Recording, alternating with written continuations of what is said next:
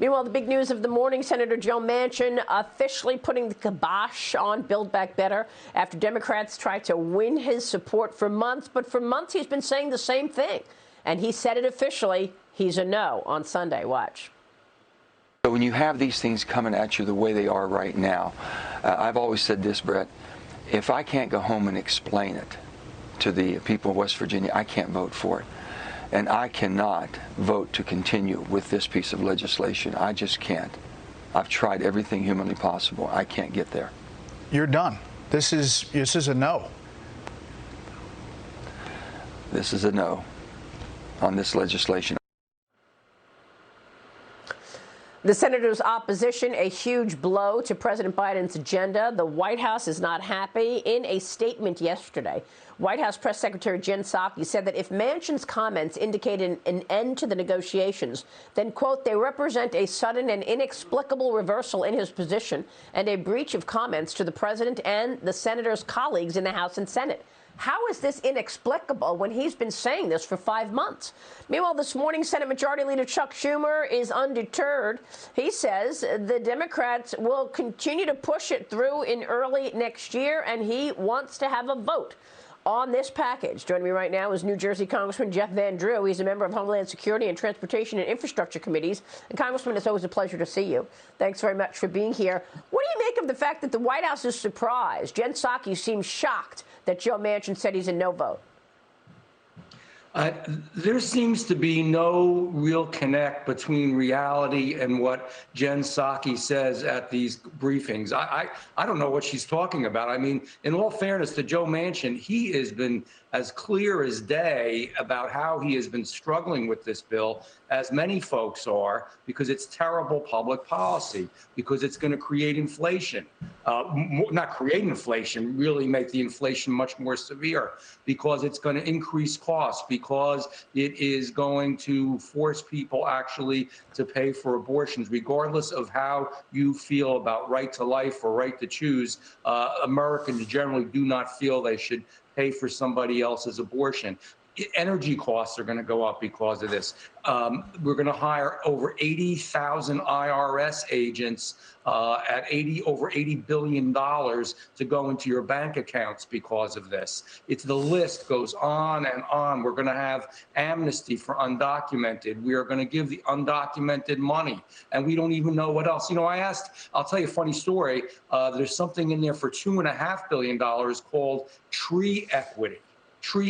And so I've been asking some Democrats, you know, what the heck is that? What is tree equity? Do we all have to have the same size trees or the same color trees or the same number of trees? You know, I'm being a little bit silly, but it really is in there. And the point is, it's bad public policy. And that's why Manchin is struggling with it so much. And he should be. It was an immediate no for most of us. I didn't even have to think twice about voting no on this bill. And thank God he finally just said no. I think it's going to get harder, not easier. I think it's going to get harder to do another bill or push this bill through next year because it's getting closer to the election. Well, I think you make some really good points. And as far as the tree comment, look, that's the issue. We don't know what's in this. We know $555 billion was earmarked for the climate and green economy. But there's all of this spending that is obviously going to stoke further inflation. Let me get your thoughts about the SALT, though. Mostly the Democrats from New York, New Jersey, California agreed because they were going to get the SALT deduction moved up. Now, that's not happening. What do you feel about that coming from New Jersey? Here's one of the deals with legislation, in my opinion, at least my standard.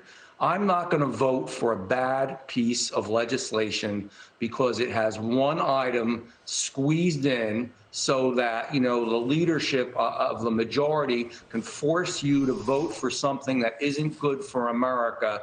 That's not the way to vote, and that's not the way to do legislation. We want to do SALT. Let's do a separate piece of legislation or have it in a piece of legislation that makes sense. And by the way, I can relate I can relate that we should do something with salt with some of these states, not over $80 million. I mean, the cost that they have in there for the salt, and the fact that that literally people's cap would be so much higher than anything we ever saw, 80-some thousand dollars. Right. If you're paying 80-some thousand dollars in real estate taxes, that's a whole other issue. We're talking about people that are paying $10, $15, $20,000. Maybe the cap is a little bit too low, but they went to the opposite extreme, and we're literally funding now. We're actually helping and funding people who are mega millionaires and billionaires with their property taxes because they have such huge and beautiful homes.